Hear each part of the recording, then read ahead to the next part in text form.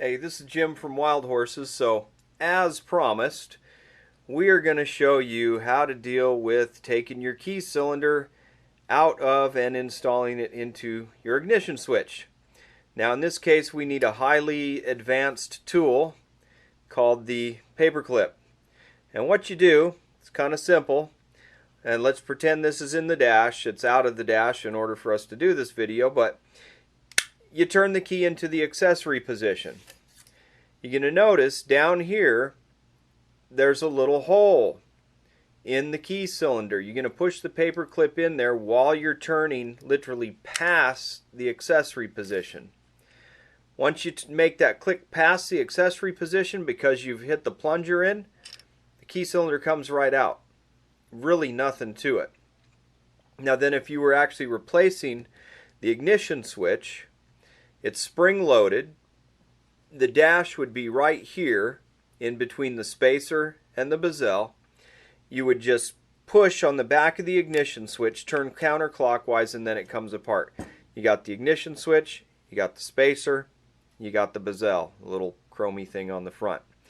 So now when we go to stick it back in, you look at the ignition switch, you're going to notice it's got a larger and smaller tab.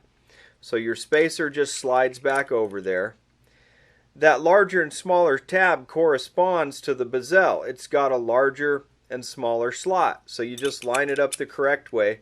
This again would be in the dash. And so now to put it back in, you push in, you turn clockwise.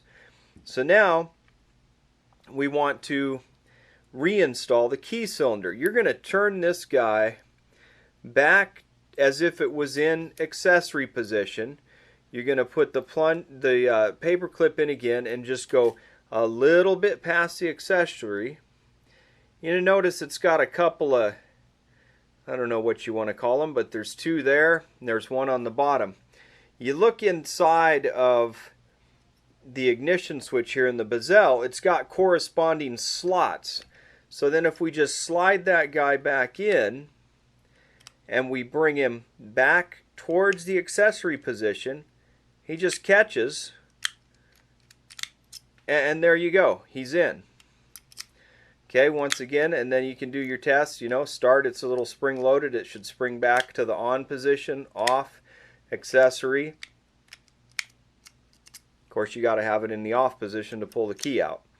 That's basically all there is to it. So hopefully you won't have to spend any more time doing this. This is really straightforward. I'm going to show you again just real quick.